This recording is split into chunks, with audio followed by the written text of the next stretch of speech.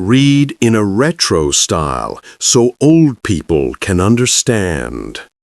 The untold stories of 12 American cars once celebrated are brought to light as their production was unexpectedly halted. The shocking reasons behind their abrupt disappearance from the market are explored, revealing a forgotten chapter in automotive history. The 1953 Buick Skylark convertible is one of those machines that seems, at first glance, like it could do no wrong. It rides on a tide of early 1950s optimism, a celebration of chrome, curves, and craftsmanship, born at a moment when American automakers wanted to prove that peace and prosperity could be sculpted into steel. The Skylark wasn't just another Buick. It was their crown jewel, their grand statement, their attempt to show the world that America could build a car so stylish, so dramatic, so distinctive that it would outshine anything on the road. What they created was breathtaking, yes, but also fragile in ways no one expected. It was the automotive equivalent of a beautiful sculpture carved from glass, stunning, memorable, and worryingly delicate when reality intruded. To achieve its low, sleek profile, Buick essentially cut away large portions of the body structure. The doors were longer, the belt line lower, the windshield slanted back more aggressively, and the rear fenders carved dramatically downward. Every decision made the car more beautiful and less stable. Buick engineers fought an uphill battle against physics because the more metal they removed, the more the car lost the stiffness it needed to behave properly on real roads. On smooth pavement at slow speeds, everything felt fine. But once the Skylark met rougher surfaces, something strange happened. The body began to twist, bend, and wobble in ways that made drivers nervous and regulators furious. The doors could misalign, the windshield frame creaked audibly, and the entire structure felt like it was flexing under pressure it couldn't quite handle. Owners of the earliest units described moments when they hit a pothole or crossed a railroad track and felt the car shudder like a living thing trying to shake itself apart. Some Skylarks even developed issues with their doors popping open when the frame flexed too sharply, a problem that regulators in several states refused to ignore. A convertible was expected to give up some rigidity for the sake of style, but the Skylark crossed an invisible line. It wasn't just flexible, it was too flexible. Enough, in fact, that some state inspectors refused to approve registration until the structural problems were addressed. Buick dealers quietly took back more than a few unsold cars, either reinforcing them before resale or, in certain cases, keeping them off the road entirely. These were awkward times for Buick.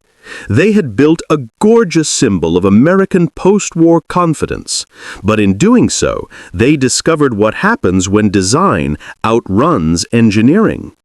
The car's flowing fenders, the Continental-style rear details, the intricate handcrafted touches, every last element contributed to its appeal, but also to its undoing. The chassis underneath simply wasn't strong enough for the new body Buick placed on top. The heavy engine up front and the weaker rear structural support made the car prone to torsional flex, and regulators quickly realized the Skylark could behave unpredictably at higher speeds or under braking on uneven pavement. The same state officials who admired its beauty on the showroom floor later shook their heads when the cars demonstrated their structural shortcomings in actual driving tests. Early buyers who managed to keep their cars registered sometimes returned to the dealership with complaints that felt embarrassing for a luxury model costing nearly twice as much as a standard Buick. Creaking, rattling, and flexing that made the whole car feel like it was breathing. Trim pieces worked loose. Windows didn't fit perfectly after a few thousand miles. Owners loved to show the car off, but many quietly admitted that the Skylark was more enjoyable to admire in the driveway than to push hard on the freeway. Those who drove long winter routes or tackled rough rural roads had the worst experiences, discovering that the car simply hadn't been built for anything harsher than a sunlit boulevard. For many dealers, this was one of the strangest episodes of the decade. They were proud to sell such an exclusive and painstakingly assembled car.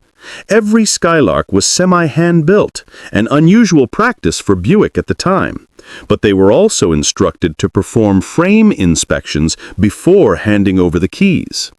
Some states went even further, issuing special notices recommending that pre-reinforced Skylarks not be delivered at all. A handful were reportedly denied titles until Buick implemented fixes. Quietly, discreetly, dealers handled the problem because Buick could not afford a public scandal about its most glamorous model. And yet today, the 1953 Buick Skylark convertible is remembered with a kind of reverence. It has become a cultural artifact of early 50s exuberance, a landmark of design that pushed boundaries even as it stumbled over them. Enthusiasts admire it because it was never safe, never perfect, never sensible. It was audacity made visible. In an era when automotive design was becoming bolder, the Skylark revealed what could happen when design outran engineering just a bit too quickly. It remains a masterpiece, but a fragile one, a glittering symbol of ambition that buckled under its own elegance. In the end, the 1953 Buick Skylark convertible became a legend not only for its looks, but for its flaws. It is studied, remembered, and collected because it represents both triumph and caution. It shows the world how far a company can go in pursuit of perfection, and how easily that pursuit can fracture under real-world stress. The 1960 Ford Falcon sedan delivery occupies a strange, almost tragic corner of American automotive history. On paper, it was supposed to be a smart idea. A light, compact work vehicle designed for small businesses, corner shops, independent delivery men, and anyone who needed utility without the bulk and cost of a full-size truck or van. Ford imagined a world where florists, plumbers, newspaper distributors, and hardware stores could all rely on this neat, tidy little wagon-based hauler. It was meant to be efficient, affordable, and easy to park on tight city streets. What Ford actually released was a vehicle that simply wasn't built strong enough to survive the work it was assigned. It tried to be a quiet little hero in a world of heavy lifting, and it broke itself trying. The standard Falcon passenger car was feather-light, economical, and perfectly acceptable for families driving their kids to school or commuting across town. But when Ford transformed that gentle, lightweight platform into a commercial hauler, the result was a mismatch between design and expectation. The sedan delivery used almost the same brakes, same suspension components, same tiny wheel cylinders, and the same narrow drums as the basic Falcon. Those parts were barely adequate for a couple of passengers, let alone several hundred pounds of cargo. For a delivery vehicle, this wasn't just a flaw, it was a catastrophe waiting to happen. The trouble started as soon as real businesses began using the Falcon delivery for its intended purpose. Loaded with newspapers, electrical tools, meat for grocery stores, or even just a full day's worth of parcels, the car's braking system showed its limits instantly. State inspectors in New England, the Midwest, and parts of the Mountain West reported the same worrying behavior. Panic stops that stretched far too long, brake fades so severe it felt like the pedals sank into the floor, and a rear axle that hopped under hard braking because the rear springs were overwhelmed. A driver carrying a normal commercial load could press the brakes and feel the car continue rolling like it had politely decided to ignore the command. On downhill routes, the problem became dangerous. Several reports from 1960 and early 1961 described drivers who had to pull onto shoulders or use emergency brakes to avoid collisions. In a few states known for steep grades, such as Colorado and parts of Pennsylvania, inspectors declared the Falcon sedan delivery unsafe for commercial service unless modifications were installed, modifications Ford didn't officially offer. That alone was enough to put a shadow over the model before it even found its footing. But braking wasn't the only flaw. The Falcon's soft rear suspension, inherited from the passenger car, simply couldn't cope with cargo weight. With just moderate loads, sometimes as little as a few bundles of newspapers or a plumber's box of fittings, the rear springs compressed so deeply that the axle struck the bump stops on every pothole. Drivers reported loud metal-on-metal impacts, rear-end sway at speed, and a disturbing tendency for the car to steer unpredictably when hitting bumps under load. A vehicle designed for daily utility suddenly behaved like it had reached the end of its structural endurance every single day. Over months of use, the consequences became much uglier. Bent frames, usually starting with a sag just behind the driver's seat area, became a common sight at repair shops. The metal simply wasn't strong enough to handle the repetitive stress of hauling and bouncing while fully loaded. Shock towers, already slender on the Falcon, began to crack from fatigue. Welding shops around the country quietly became experts in Falcon patchwork, often reinforcing them as best they could simply to keep small businesses operational. Old-school mechanics today still tell stories of the little Falcon that cried every time you put a toolbox in it. By late 1960, word had spread. State agencies began reviewing the car's structural durability, and multiple regions issued warnings, advisories, or outright restrictions. In some states, officials refused to grant or renew commercial registrations for the Falcon sedan delivery unless owners could prove that suspension and brake upgrades had been performed. Others simply banned it for business use entirely, listing it as unsuitable for sustained cargo duty. To be outlawed as a delivery vehicle while carrying the name sedan delivery was a humiliation no car could recover from.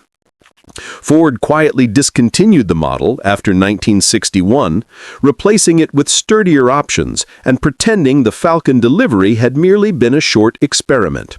But in the world of mechanics, body shops, and old delivery drivers, its reputation lived on. It became a cautionary tale, the classic example of a company pushing a lightweight platform past its natural limits. People who worked on them still shake their heads and say it was a good idea trapped in the wrong body. A vehicle that wanted to be helpful, but simply wasn't built strong enough to survive the job. Even today, when enthusiasts gather and swap stories about strange failures and forgotten models, the Falcon sedan delivery always earns a nod. It's remembered as the little car that tried to haul more than its bones could handle, and paid the price with every roadside stop, every bent frame, and every mechanic who sighed and said, "This poor thing never had a chance." The 1962 Studebaker Avanti R2 supercharged model is one of those unforgettable stories in American automotive history, where vision and ambition far outpaced time, budget, and engineering discipline. It was meant to be Studebaker's miracle car, the stylish fiberglass missile that would save the company from collapse. They hired Raymond Loewy, the legend behind some of America's most iconic designs, and gave him a terrifyingly short deadline. The result was stunning to look at, groundbreaking in concept, and absolutely blistering in performance for its era. But behind the beauty and the bragging rights lurked a machine that was simply not ready for real-world use, especially when pushed to its limits. The R2 version, fitted with the Paxton supercharged 289 V8, was supposed to be Studebaker's declaration of war against Corvette, against Chrysler's 300 series, against the whole idea that Studebaker was a company sinking into obsolescence. Early test mules in 1962 shocked engineers by hitting speeds no one thought possible for a car built by a struggling Midwestern automaker.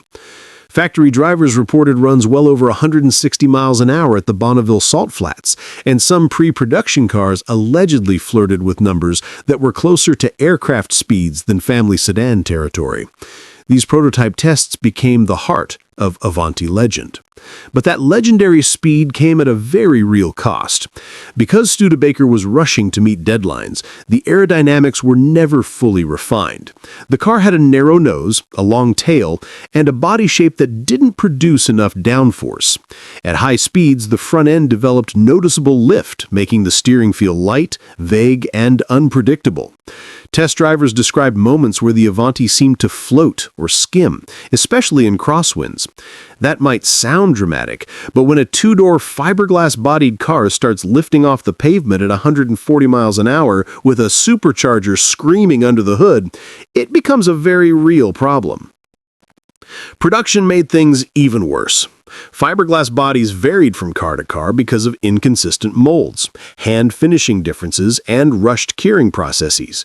Some cars had slight twists, warps, or weight imbalances, tiny imperfections that didn't matter at normal speeds, but became terrifying above 90 or 100 miles an hour. Avanti engineers knew the car had potential, but every time they tried to refine it, Studebaker executives reminded them the company was bleeding money. Corners had to be cut. Schedules couldn't be delayed. The perfect high-speed GT became a beautiful but unstable compromise. The brake system was another weak spot. The Avanti was one of the first American production cars to offer front disc brakes as standard equipment, but the components were barely sufficient for repeated high-speed stops. Police departments in the Midwest and Northeast, excited by reports of the car's speed, requested evaluation units for highway patrol duty. That dream collapsed almost instantly.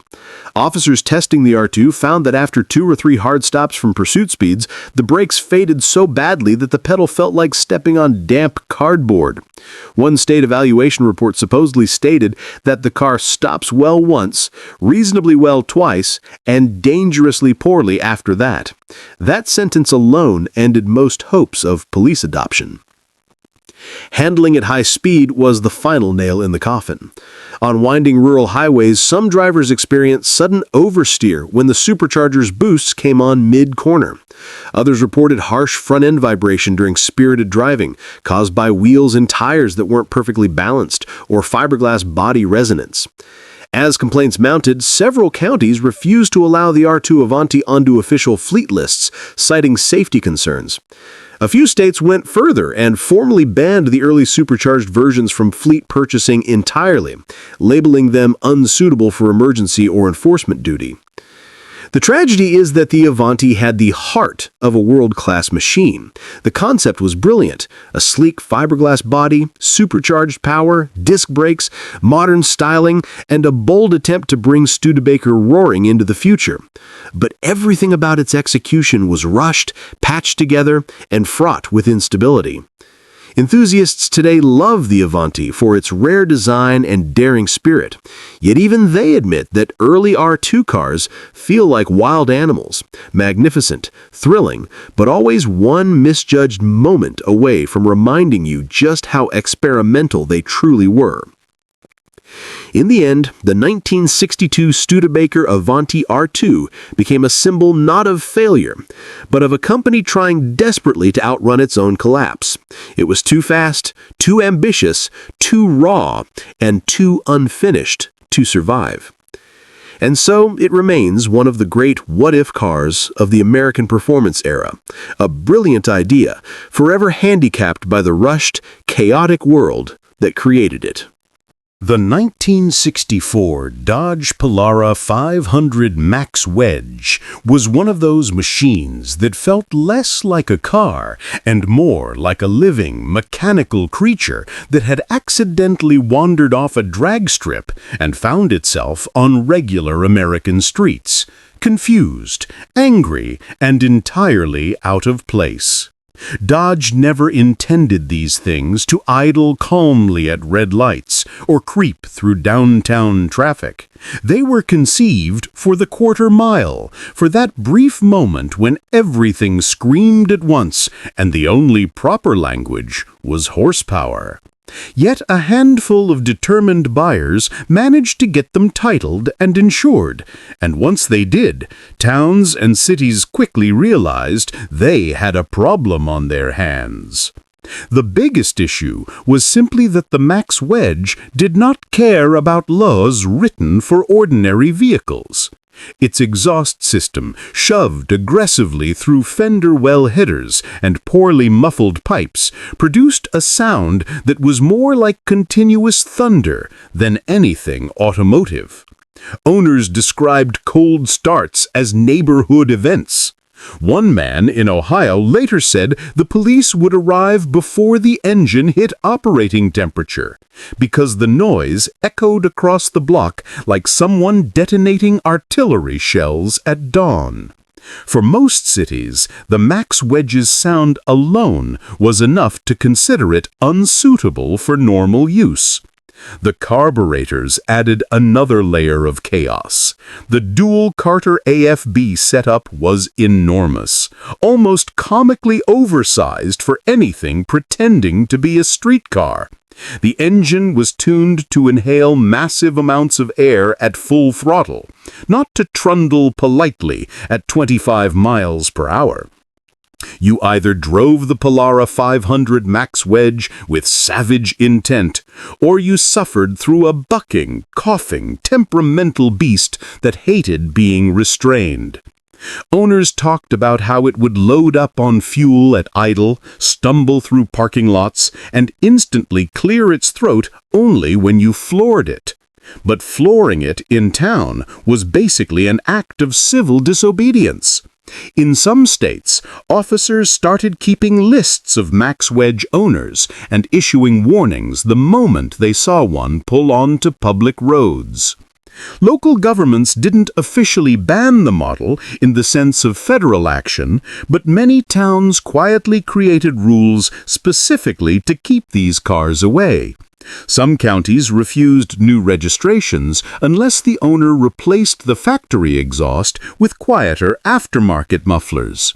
But this requirement essentially destroyed the character of the car. Removing the Max Wedge's signature sound was like forcing an opera singer to whisper. Enthusiasts argued that if you neutered the exhaust, you no longer had a Max Wedge at all. It became a drag car wearing street clothes, pretending to be something it wasn't. For many drivers, that was the tragedy and the beauty of the 1964 Polara 500 Max Wedge. It was a machine too pure for everyday life, too focused, too brutally honest about what it was designed to do. In an era when manufacturers still flirted with the idea of building cars that could technically be used on the street but were meant to dominate at the track, the Max Wedge stood out as one of the most extreme examples.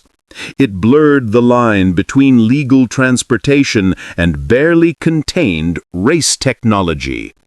People who owned them in the 60s later recalled how the car felt like it was constantly urging them toward the nearest drag strip, like a restless athlete pacing in a cage. They talked about the strange tension of owning something that fought them at low speed, but rewarded them with volcanic force the moment conditions allowed. Some said they sold them because they couldn't keep the police away. Others said they kept them because nothing in the world felt that raw and unapologetic. And that's ultimately why cities pushed back. The Max Wedge was not civilized, not adaptable, and not willing to masquerade as a polite family sedan. It shook the air, shook the pavement, shook the windows, and announced its existence long before it was visible. The 1967 Chevrolet Corvair Monza 140 lived in a strange twilight that few cars in American history ever experienced. It was a machine that, on its own merits, was genuinely good. It handled gracefully, it cornered predictably, and its engineering had been thoroughly revised from the first-generation version that had landed Chevy in the crosshairs of national controversy. But the Monza 140 didn't live in a world that judged it for what it was. It lived in the shadow of what people believed it had been. And that shadow was long, cold, and unforgiving. By 1967, engineers at Chevrolet had done everything they could to unshackle the Corvair from its reputation.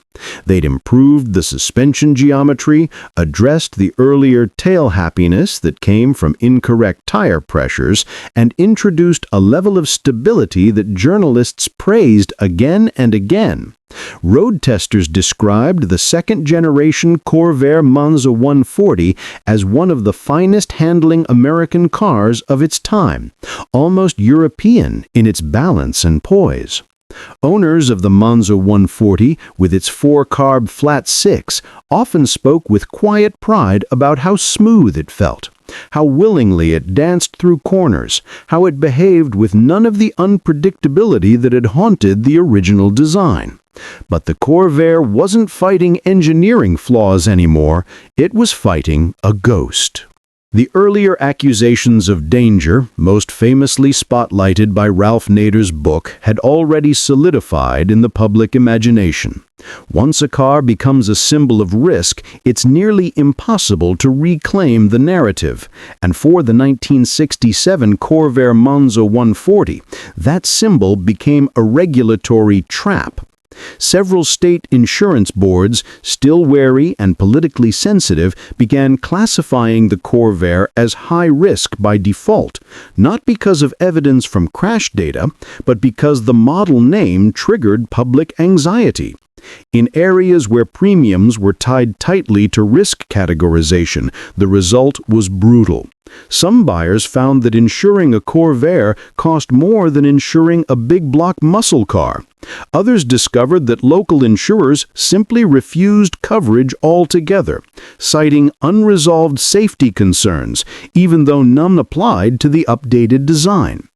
In practice, this became a soft but devastating form of banning.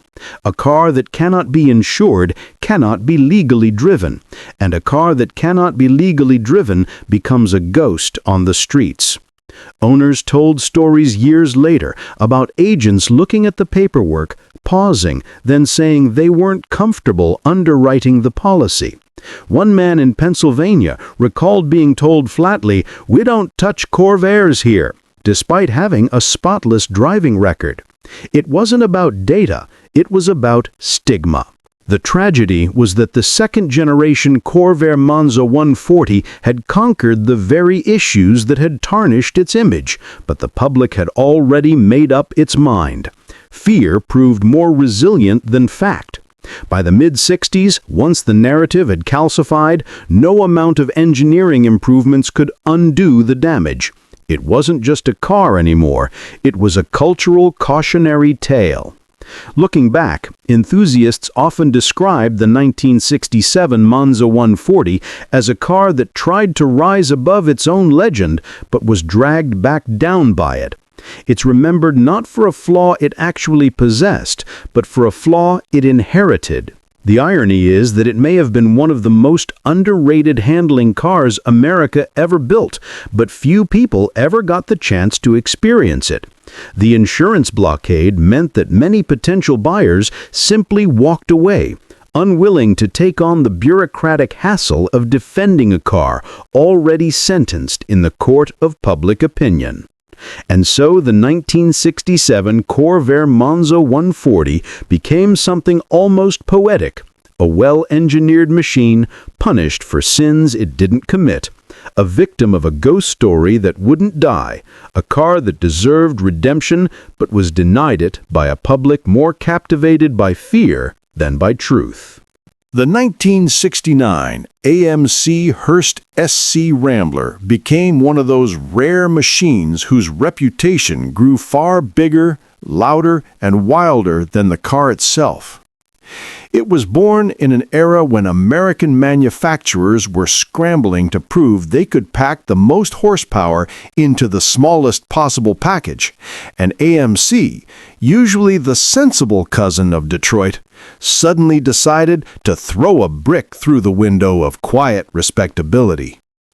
What emerged was the SC Rambler, a compact economy car that had been pumped full of performance parts, dipped in patriotic paint, and turned loose like a firecracker on back roads that had never asked for this kind of excitement. To understand why the SC Rambler became effectively restricted in some places, you have to imagine the shock of its arrival. Small Midwestern towns were used to farm trucks, station wagons, and perhaps the occasional Chevelle or Fairlane rumbling through. Then, out of nowhere, came this little Rambler, shouting in red, white, and blue, sitting low and stiff on its springs, the hood scoop announcing its intentions long before the driver even turned the key. When the 390 cubic inch V8 lit up, the entire car quivered with a sharp, youthful crackle that echoed off barns and feed silos. It wasn't long before residents started calling the sheriff. The SC Rambler's suspension, tuned to keep the car tight and controlled at speed, transmitted every bump straight into the chassis with a thud. On rough rural roads, that often translated into rattles and bangs that locals interpreted as mechanical violence. Add to that the aggressive exhaust note, deep and sharp enough to wake light sleepers, and you had a car that seemed to intrude on quiet communities just by existing. Some small-town deputies started issuing warnings within days of spotting one. Drivers complained that they could barely leave a gas station without a patrol car pulling in behind them. Teenagers, of course, adored it. The combination of its lightweight, quick throttle response, and short wheelbase made the SC Rambler feel almost mischievous. A slight tap of the gas could send a rear end stepping out on gravel roads, and the engine willingly climbed through its rev range with a kind of eager defiance. Stories spread quickly among young drivers that the Hurst Rambler was the perfect car for late-night drag contests on county highways. And with those stories came trouble. Noise complaints snowballed into official citations.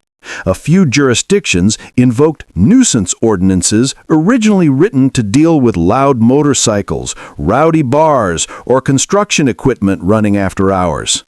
Suddenly, a teenager rumbling home in an SC Rambler after 10 p.m. was technically violating municipal rules.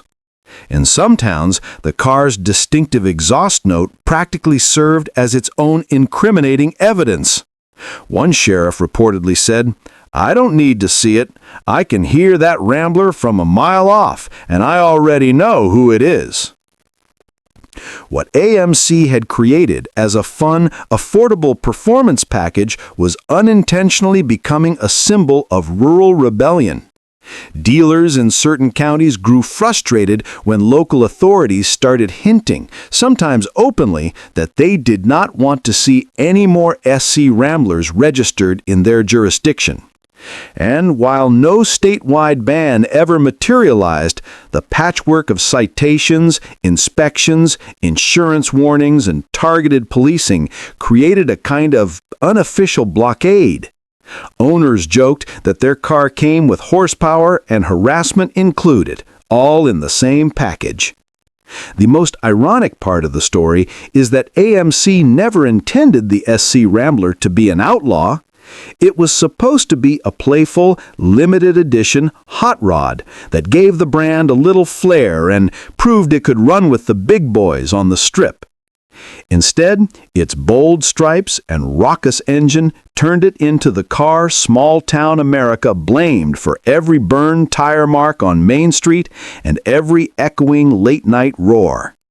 Today, enthusiasts look back with a mix of amusement and affection. The SC Rambler wasn't the most powerful or advanced muscle car of its era, but it had personality. Raw, loud, unapologetic personality. And in some corners of the Midwest, that personality was just a little too much. It became, unintentionally, a folk legend of the backroads. The car that wasn't officially banned, but might as well have been, because every deputy within 30 miles was already waiting for it.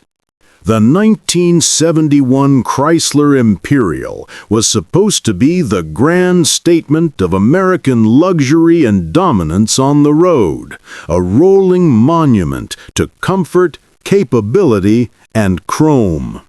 Instead, it found itself trapped in one of the strangest bureaucratic disasters ever to hit a high-end car. It wasn't the engine, the brakes, or even the emissions that doomed it. It was the bumpers. Those enormous, gleaming, knife-like front protrusions that Chrysler proudly marketed as futuristic safety blades became the Imperial's downfall, turning the flagship into a machine that quite literally didn't fit into the rules of the world around it. To understand how bizarre the whole saga was, you have to picture the 1971 Imperial in person.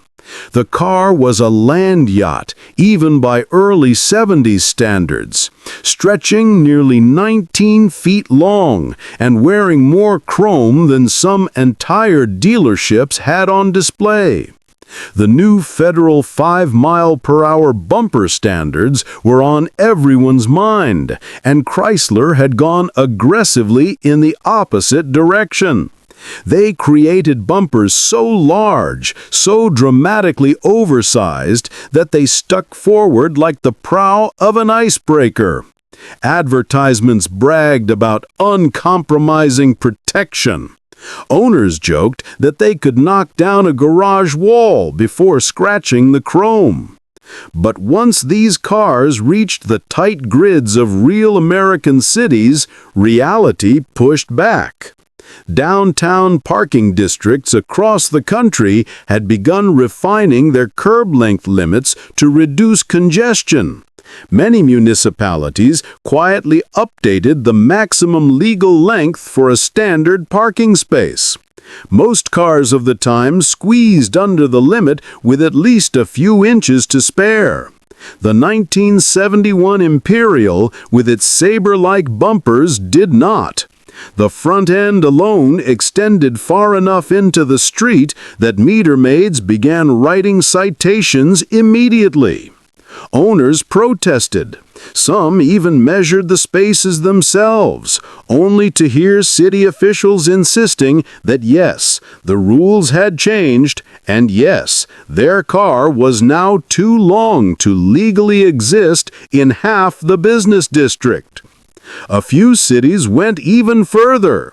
Denver officials declared that the protruding grille and bumper assembly constituted a pedestrian hazard, claiming the pointed chrome extensions could present elevated risk in narrow urban corridors. In Boston, an early morning parking enforcement sweep left 3 Imperial owners standing in front of their freshly ticketed cars, baffled that they had been penalized simply for parking in a space clearly designated as legal the year before. San Francisco, already battling tight, hilly parking conditions, went so far as to issue a written advisory discouraging the registration of vehicles exceeding conventional parking envelope limitations. Everyone knew which car they meant. Chrysler dealers, overwhelmed with complaints, could do little more than shrug and suggest that customers park in suburban lots instead of urban streets. Some service departments experimented with unofficial solutions, including shaving bumper tips, adjusting mounts, or even recommending the removal of certain protective end caps, none of which helped, and all of which irritated owners who had paid top dollar for the car's imposing look. The idea of a luxury flagship being illegally long was so absurd that it became the punchline of newspaper editorials. One columnist called it a limousine with no country to park in. By the mid-70s, used car lots in major metro areas were flooded with Imperials traded in by frustrated owners who had grown tired of receiving tickets for simply obeying parking signs. Drivers loved the cars on the open highway, smooth ride, powerful engines, and the silence of a carpeted living room. But in cities, the Imperial became the four-wheeled equivalent of stepping onto a sidewalk wearing shoes 2 sizes too large. Years later, collectors look back on the 1971 Imperial with a mixture of admiration and sympathy. It was luxurious, bold, and built with an unapologetic disregard for subtlety. It was also one of the only cars in American history that was restricted not for performance, emissions, or safety failures, but because it was physically incompatible with the evolving shape of urban America. A flagship that couldn't fit the curb. A Titan brought low, not by engineering flaws, but by tape measures and municipal ordinances. A rolling violation indeed. Beautiful, absurd, and unforgettable. The 1973 Oldsmobile Toronado Custom was one of those machines that arrived at exactly the wrong moment in automotive history. It was bold. It was enormous, and it was built with a kind of swagger that only early 70s Detroit could muster. Under its long hood sat a massive 455 cubic inch V8, a tidal wave of torque waiting to be unleashed, all of it routed to the front wheels in a way that still seems almost surreal today. This was not a light, tidy front-wheel drive commuter car. This was a front-wheel drive battleship. A machine so heavy and so powerful that even seasoned drivers were surprised by the sheer force it delivered through its tires. But the Toronado's strangest chapter wasn't written on drag strips or highways. It unfolded in frozen parking lots, snow-choked intersections, and ice-covered county roads of the northern states, where winter arrived early, stayed late, and punished anyone unprepared. For most cars, snow simply meant slower travel and careful steering. For the 73 Toronado Custom, snow meant something far more dramatic. Its immense torque, well over 400 pound-feet, hit those early winter tire compounds like a hammer striking wet paper. The tires were simply not designed to withstand that kind of brutal, instant, twisting force. During heavy storms, frustrated Toronado owners who tried to free themselves from deep snow by rocking the car or flooring the throttle often ended up spinning their front tires with such aggression that rubber burned off in strips. On older roads covered with thin asphalt, ruts and grooves sometimes appeared in the wake of these desperate attempts to escape drifts. Road workers began to complain. A few incidents turned into rumors, rumors into anecdotes, and anecdotes into phone calls to local officials claiming that the Toronado was chewing up winter roads. No one could prove that the car alone caused all the damage. It was likely a mix of cold, salt, poor road maintenance, and sheer panic driving. But the legend caught fire faster than any set of worn snow tires. In several northern counties, especially in the upper Midwest and parts of New England, winter road supervisors and insurance boards began circulating internal memos warning that high-torque FWD vehicles of excessive curb weight posed risks to damage asphalt during freeze-thaw cycles. Everyone knew they were talking about Oldsmobile's Giant. By late 1973, a few local governments went further and drafted temporary winter restrictions. Some towns asked owners of the heaviest front-wheel drive Tornados to avoid using them during storms unless equipped with approved snow tires, which were just beginning to evolve into the modern compounds we know today. In 2 counties in upstate New York, ordinances were written so vaguely that many Toronado owners assumed the car was outright banned during blizzard conditions.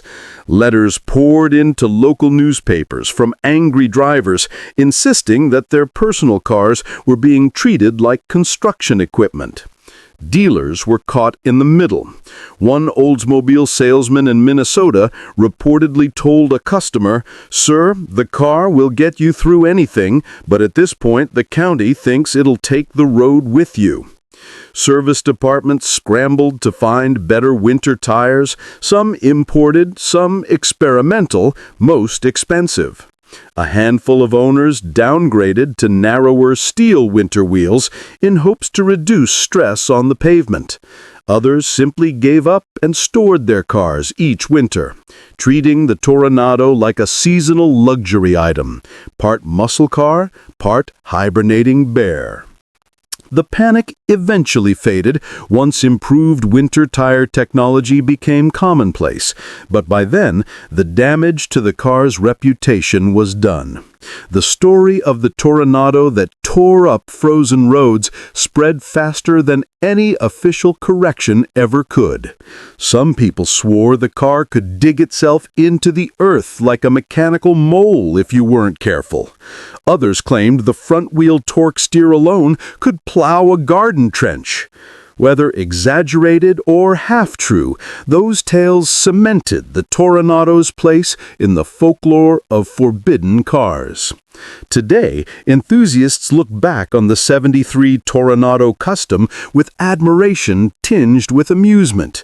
It wasn't a monster, it wasn't a menace. It was simply too powerful, too heavy, and too ahead of its time for the winter infrastructure it encountered.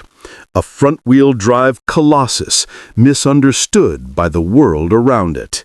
And thus the legend was born, the forbidden Toronado, the giant that could conquer snow but might just destroy the road beneath it.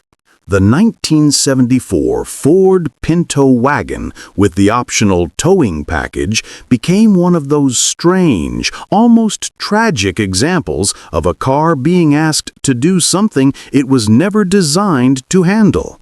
The Pinto was born as a budget commuter, a lightweight runabout intended to sip fuel, keep costs down, and carry groceries, not tow equipment, not haul camping trailers, and certainly not operate as a miniature substitute for a farm truck. But in the mid-'70s, after the gas crisis hit and Americans were desperate for efficiency, Ford tried to convince buyers that the little Pinto wagon could do double duty. They offered a towing package that looked confident on paper. Heavier rear springs, a small hitch, and promotional material boasting light trailer capability. But beneath the marketing gloss, the Pinto was still the Pinto, a famously fragile structure with rear impact vulnerabilities that had already become a national scandal. The sedan had the fuel tank problem, the wagon had structural concerns of its own, and adding towing stress pushed the car into a territory that engineers never intended. When the first Pinto tow package wagons hit the road, many owners tried to use them like miniature workhorses.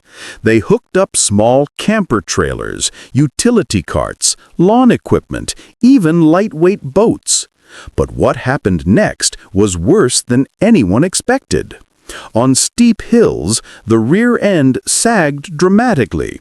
On rough roads, the back of the car flexed until sheet metal buckled, and under sustained towing, the additional weight load transferred straight into the Pinto's weakest zone, the rear crossmember and fuel tank support structure. There were reports, quiet at first, then alarmingly frequent, of rear sections deforming without warning, panels creased, welds cracked. In a few terrifying cases, the hitch assembly torqued the whole rear frame downward, creating what inspectors later described as progressive structural collapse. Some owners said the car suddenly felt like it was sinking in the back, almost as if the Pinto itself were giving up. When state regulators began looking into the issue, they found something that made them deeply uneasy. Towing even small loads placed stress on the Pinto's rear structure far beyond what the car could safely withstand. Once that became official, everything changed. Several states immediately refused to register Pinto tow package models for use with trailers. Others declared them unfit for towing altogether. And in some regions, dealers were instructed to warn buyers that the towing option was effectively meaningless because it could not be legally used for its intended purpose. This was the moment the entire concept unraveled.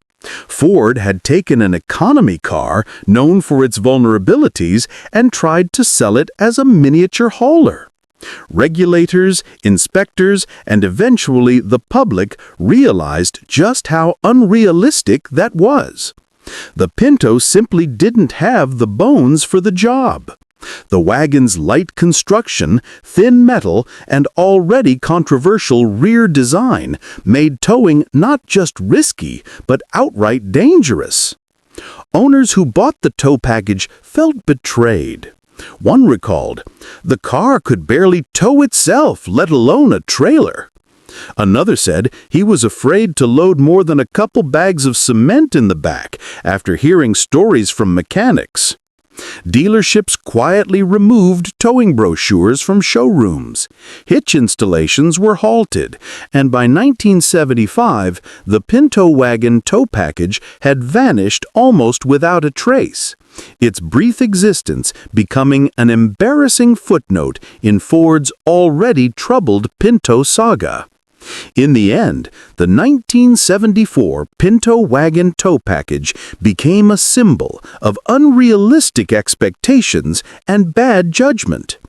Proof that you cannot ask a tiny, lightweight economy car with a questionable safety record to perform the duties of a truck. It wasn't just a mechanical failure, it was a conceptual one. Another chapter in the long, painful story of a car that never stopped disappointing the people who tried to believe in it. The 1980 Pontiac Turbo Trans Am Pace Car Edition was, at first glance, a car seemingly designed to make every heart skip a beat and every street a racetrack. Its black and gold color scheme, shaker hood scoop, and Indy 500 decals screamed performance and prestige, while the Turbo V8 promised modern muscle in a package lighter and more agile than most traditional big block Trans Ams.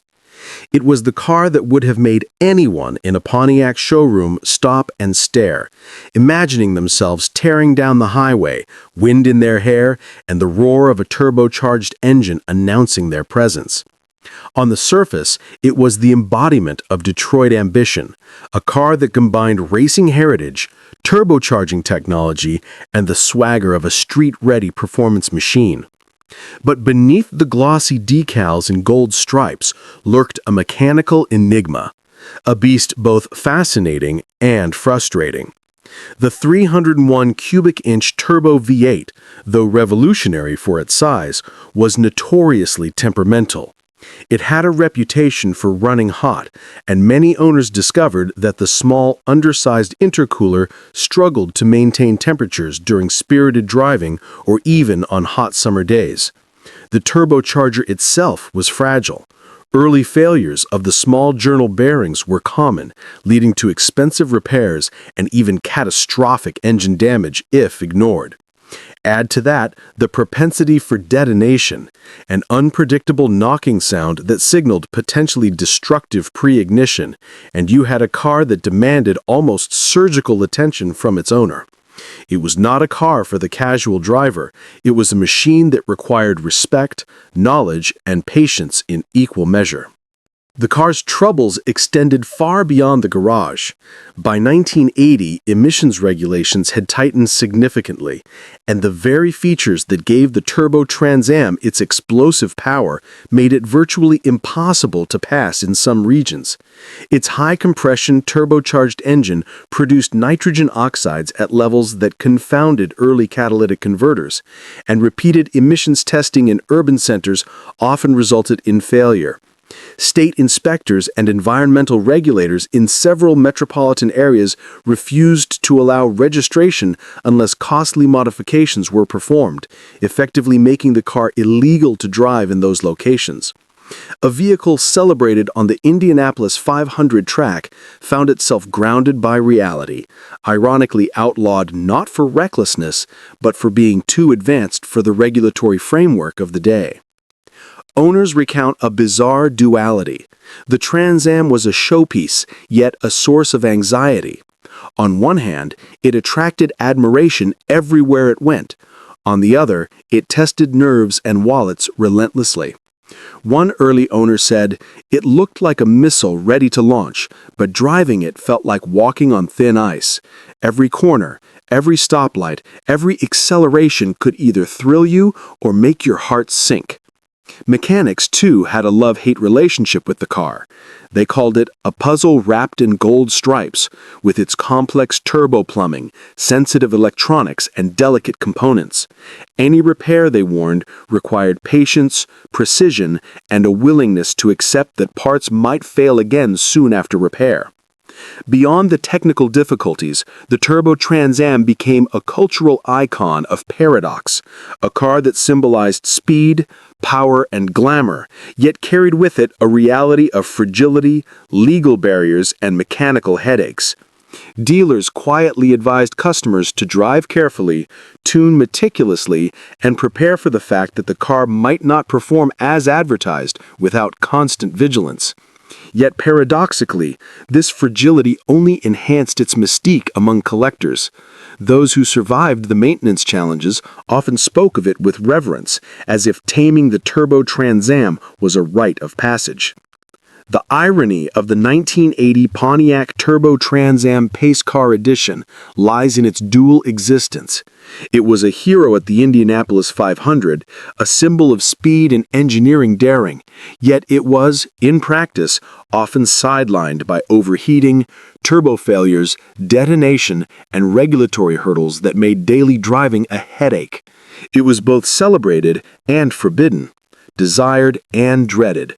Its legacy is one of ambition outstripping practicality, a technological showcase that dazzled the eyes while confounding the hands, a car that tried to dominate the streets and the racetrack simultaneously, only to find that reality would not bend to its turbocharged will. In the end, the 1980 Pontiac Turbo Trans Am Pace Car Edition stands as a lesson in contrasts. A car meant to thrill that could also frustrate. A machine celebrated on the track, yet hampered on the streets. A masterpiece of ambition that forced its owners into constant vigilance. It is remembered not just for its striking appearance or racing pedigree, but for the human stories it generated. Stories of mechanical mishaps, emissions failures, and the courage it took to drive a car that was simultaneously a dream, a curse, and a legend. It remains a symbol of a moment in American automotive history when engineers reached for the stars, and the laws of physics, bureaucracy, and mechanical reliability reminded them that even a hero has limits. The 1985 Chevrolet Caprice taxi package was meant to be a workhorse, a sturdy and reliable companion for city streets, ferrying passengers from curb to curb with the poise and comfort that only a full-size Caprice could provide. On paper, it seemed perfect. Heavy-duty suspension, reinforced frame points, a specially tuned cooling system, and seats designed to withstand countless riders. Fleet managers across the country were initially enthusiastic. This was a car built for the grind of urban life, crafted to survive the stop-and-go chaos of city streets, the potholes, the long idle times, and the constant starts and stops that would wear down an ordinary car in mere months. GM even promised special attention to durability. Reinforced steering, heavy-duty brakes, and upgraded transmissions, all designed to make taxi drivers' lives easier and profits higher. But the reality was far less heroic. Almost immediately, taxi operators discovered a catastrophic flaw. The steering gearboxes on the first batch of cars were dangerously prone to binding under stress. Drivers reported sudden steering resistance at busy intersections, making sharp turns unexpectedly difficult, and in the worst cases, the wheel would lock completely. In a vehicle that needed to react instantly to traffic, pedestrians, and other drivers, this was not merely inconvenient, it was dangerous. Several incidents were reported within the first weeks of delivery, including minor accidents caused by the sudden loss of steering control. City transportation regulators, taking no chances, quickly banned the affected cars from official taxi service, ordering a halt on registration and use until GM could rectify the problem. The ban had immediate and devastating consequences. Thousands of Caprice taxi packages sat idle in dealer lots, fleet garages, and city impound yards. Drivers refused to operate the cars, fearing the potential for accidents or liability, and the vehicle's reputation took a massive hit before they had a chance to prove themselves. Mechanics who inspected the cars described the steering as temperamental and dangerously inconsistent, and every repair required careful calibration that few service centers were prepared to perform at scale. What had been designed to be the backbone of urban taxi fleets became a liability almost overnight. Even after GM issued a recall and replaced the faulty steering components, the damage was already done.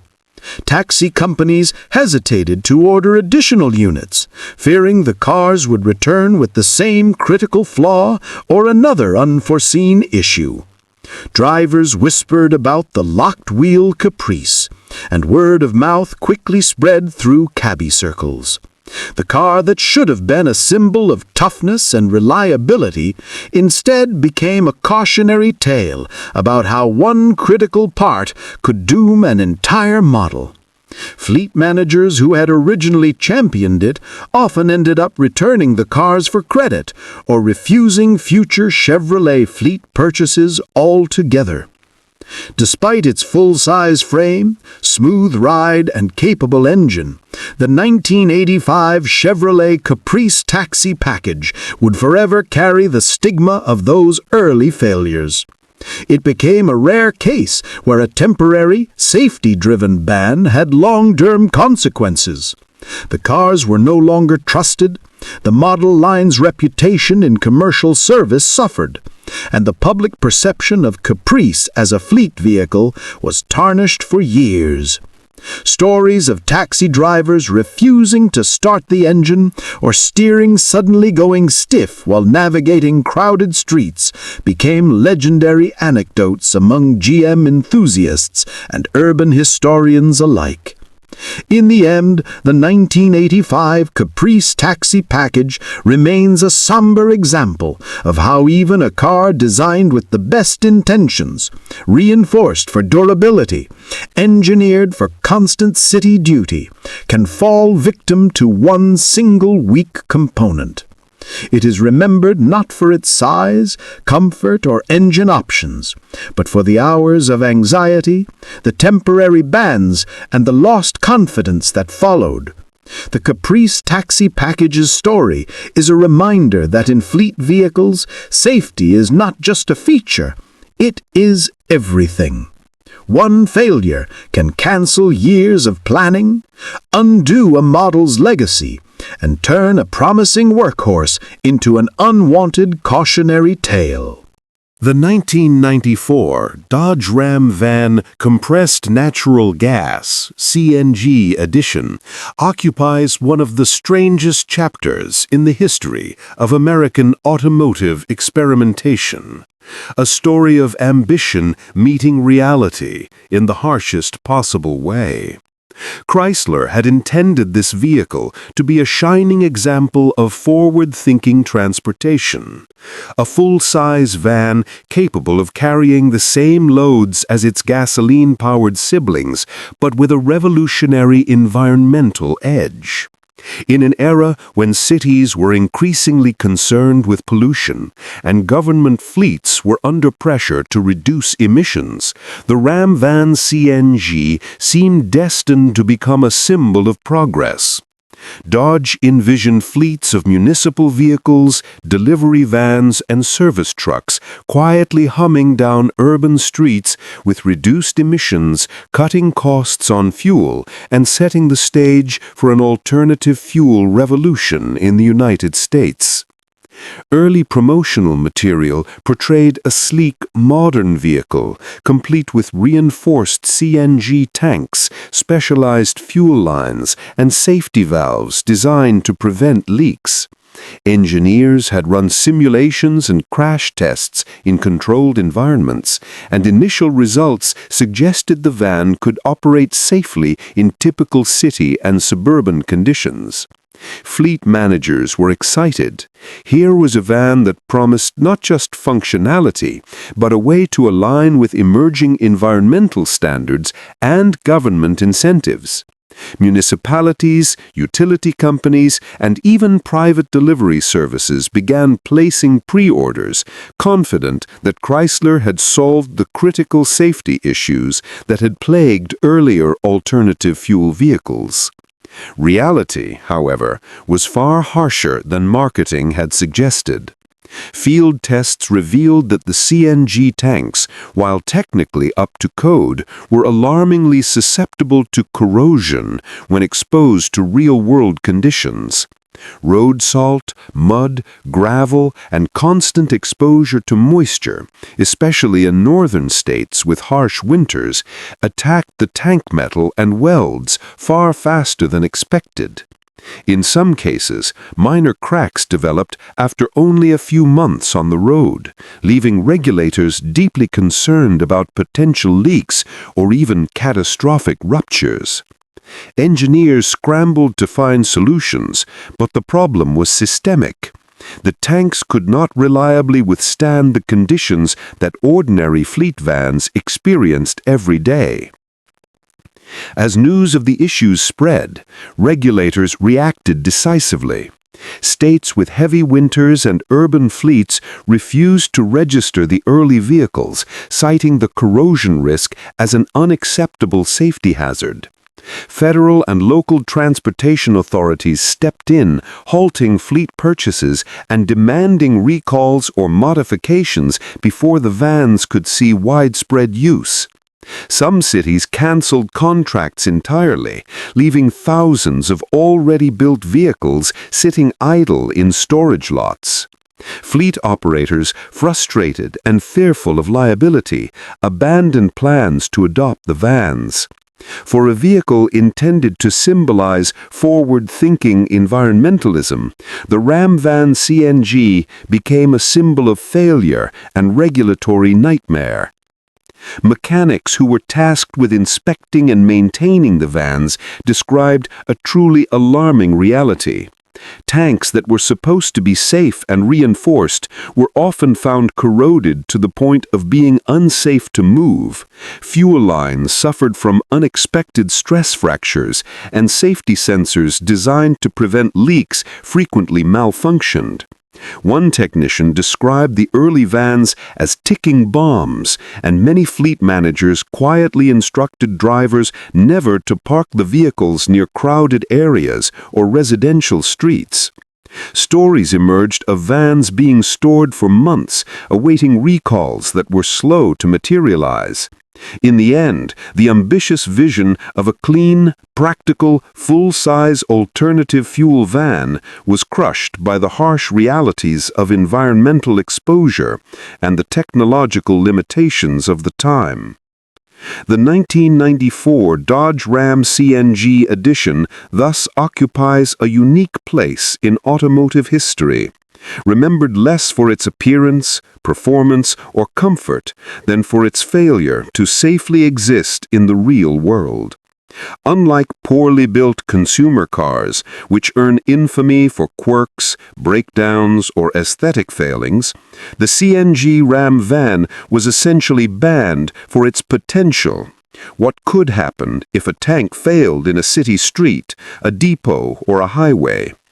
Its story is a cautionary tale of overconfidence in early alternative fuel systems, a reminder that innovation is only as successful as its execution under real-world conditions. Today, surviving examples of the 1994 Dodge Ram CNG are almost museum pieces, admired more for their rarity than for any practicality. Enthusiasts and historians look back and shake their heads at the vans that never left the lots, at the fleet managers who canceled contracts mid-year, and at the regulators who had to ban a vehicle that had never harmed anyone, yet posed too great a hypothetical danger. The van serves as a haunting lesson in automotive ambition.